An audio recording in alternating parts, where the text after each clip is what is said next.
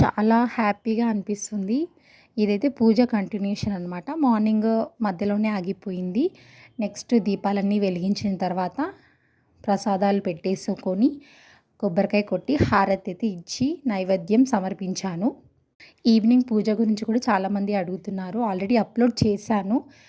ఇవాళ కూడా ఒకసారి అప్లోడ్ చేస్తాను, చూసేయండి. ఆ స్వామివారికి తులసి మాల కానీ తులసి ఆకులు కానీ పూజలో భాగంగా పెడితే మంచిగా చాలా ఇష్టం అంట. అందుకని నేనైతే ఎవ్రీ టైం పూజ మాల అయితే వేయలేదు, జస్ట్ పూజలో భాగంగా దేవుని దగ్గర అయితే తులసి ఆకు, అలాగే పానకంలో కూడా తులసి ఆకులని వేస్తాను.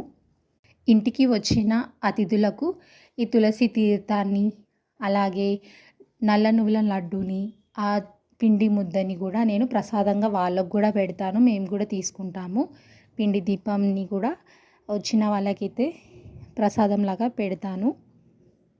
ఇంకా మార్నింగ్ పూజ గురించి కూడా చాలామంది అడిగారు. మార్నింగ్ ఏం లేదండి, నార్మల్గా మనం ఈవినింగ్ అయితే పూజ పీఠాన్ని కదిలించేసి అన్నీ మార్నింగ్ మళ్ళీ యథావిధిగా, అంటే మీరు ఎక్కడ ఏ దేవుని ఎలా పెట్టేసుకుంటారో అలా నార్మల్గా పెట్టేసేసుకొని దీపం పెట్టేసుకుంటే సరిపోతుంది. లక్కీగా రేపు శివరాత్రి కాబట్టి కలిసి వచ్చింది. ఇవాళే అన్ని దేవుళ్ళని క్లీన్ చేసేసుకున్నాను హ్యాపీగా. సో రేపు ఓన్లీ మనం శివయ్యని పూజించుకుంటే సరిపోతుంది. నేను చేసిన పూజలో ఏమైనా లోపాలు ఉంటే నాకు కమెంట్ చేయండి. అలాగే నచ్చినట్లయితే కమెంట్ చేయండి గోవింద గోవింద అని. పూజ కనిపించే అంత ఈజీగా అయితే ఏమి ఉండదండి, చాలానే కష్టపడాలి. ఇష్టంతో చేస్తే ఆ కష్టం ఏం పెద్దగా అనిపించదు. సో దీనికోసం మనం ఫ్రైడే నుంచే ప్రిపరేషన్స్ స్టార్ట్ చేసుకోవాలి. పువ్వులు, కొబ్బరికాయలు, పండ్లు, తమలపాకులు, ఇంకా పూజకి కావాల్సిన సామాగ్రి అంటే తెచ్చేసుకోవాలి. నైటే గిన్నెలన్నీ తోమేసుకున్నామంటే ఈజీగా మనం మార్నింగ్ లేవగానే ఇల్లు వాకిలి ఊడ్చేసుకొని ముగ్గులు పెట్టేసుకొని తలస్నానం చేసేసుకొని బ్లాక్ శారీ బ్లాక్ డ్రెస్ కానీ వేసుకుంటే బాగుంటుంది. శని అనేది మనకి దగ్గరికి రాకుండా ఉంటుందంట. నాకు తెలిసినవన్నీ మీతో షేర్ చేసుకుంటున్నాను. ఇవే కరెక్ట్ అని నేనేం చెప్పట్లేదు.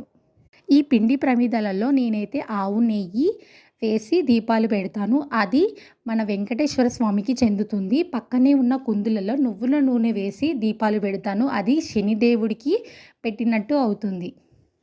ఈ ఎల్లో కలర్ క్లాత్ని, అలాగే కలశం మీద ఉన్న బ్లౌజ్ పీస్ని మనము ఎవ్రీ వీక్ వాష్ చేసుకొని పెట్టుకుంటే బాగుంటుంది. నేనైతే అలాగే వాష్ చేసేసి మళ్ళీ నెక్స్ట్ వీక్కి యూస్ చేసుకుంటాను.